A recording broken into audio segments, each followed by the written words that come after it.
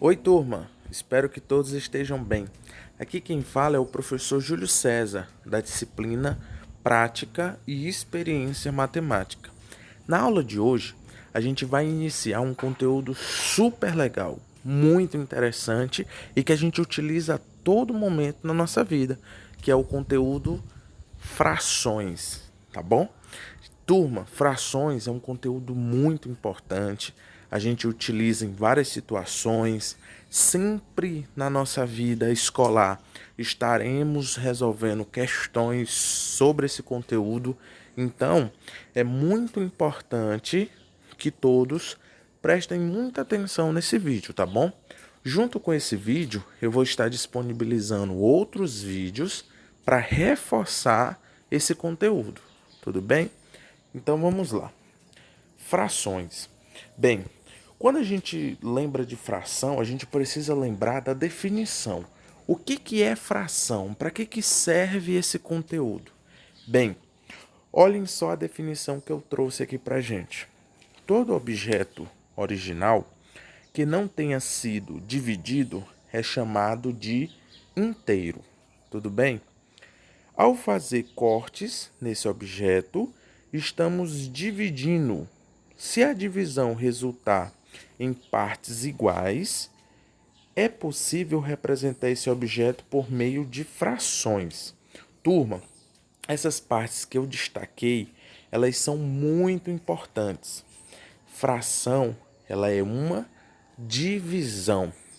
E essa divisão, gente, ela é em partes iguais. Se eu fizer uma divisão onde as partes não são iguais, eu não tenho frações, tá bom? Eu não posso representar por meio de frações. Então, frações, né, são divisões em partes iguais. Tudo bem até aqui? Então, olhem só a imagem. Eu tenho ali uma maçã, tá bom? Essa maçã, antes de ser cortada, ela é chamada de inteiro, tá bom? Quando eu corto a maçã em partes iguais, cada parte representa uma fração da maçã. Professor, e se você cortar a maçã e não for em partes iguais? Se não for em partes iguais, eu não posso representar por meio de frações, tá bom? É assim que a coisa funciona. Então, turma, eu dividi ali em quatro partes iguais. Então, cada parte representa um quarto da maçã. Tudo bem? Professor, e se eu tivesse dividido em 5 partes? Aí, turma, cada parte representaria um quinto da maçã, tá bom? Se fosse em 6 partes, um sexto da maçã. Professor, e se eu dividir aí em 4 partes? Mas se eu quiser considerar duas, como é que eu represento duas? 2 de 4, ou seja, 2/4. 2/4 pode ser simplificado, a gente vai ver isso com detalhe, e ser representado por 1/2. 1/2 é metade, tá bom? 1/2 é metade de um inteiro. É pegar o 1 e dividir por 2, não é isso? Então vejam só, 2 partes dessa é justamente a metade, por isso que é representado por 1/2 ou 2/4. Isso são frações equivalentes e a gente vai revisar isso também, tá bom? Então vamos lá adiante. Bom, uma fração é representada dessa maneira, essa é a forma fracionária, tá bom? E em cima a gente vai chamar de numerador, e embaixo a gente vai chamar de denominador. Professor, o senhor falou forma fracionária, existem outras formas? Sim, turma, eu posso pegar o numerador e dividir pelo denominador e obter a forma decimal, tudo bem? Então, uma fração sempre representa uma divisão do numerador pelo denominador. Se eu efetuar essa divisão, no caso aqui de 2/5, eu vou obter a forma decimal dessa fração. Professor, existem outras formas? Sim, a gente também tem a forma percentual, né? Que é a representação por meio de porcentagem. Mas a gente não vai trabalhar isso agora, tá bom? O nosso foco é trabalhar com a forma fracionária. Tudo bem? Ok, uma observação importante. Uma fração representa uma divisão, em que o numerador equivale ao dividendo e o denominador equivale ao divisor, tá bom? Isso aqui, gente, é só a formalização do que eu acabei de dizer, tá bom? Uma fração é uma divisão do numerador pelo denominador. Professor, e se eu quiser dividir o denominador pelo numerador? Não pode, gente. É numerador dividido pelo denominador. O numerador é sempre o dividendo e o denominador vai ser sempre o divisor. Tudo bem? Bom, então tá aqui algumas figuras, né, que eu dividi em partes iguais, então eu posso determinar a sua forma fracionária, tá bom? Na primeira eu tenho uma figura, né, um círculo. O círculo, ele representa o inteiro, tá bom? E eu dividi o círculo em 4 partes, tá bom? Na realidade, eu dividi o círculo em 8 partes na primeira figura e selecionei 4. Então, isso é 4 sobre 8, tá bom? Professor, então, no denominador, eu vou colocar a quantidade de divisões do inteiro. E no numerador, a quantidade de divisões selecionadas, pintadas, destacadas.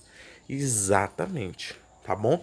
Por isso que ali naquela primeira eu tenho 4 sobre 8. Por quê? Eu tenho 8 divisões e selecionei 4. Na figura do meio, eu também tenho um círculo que representa o inteiro.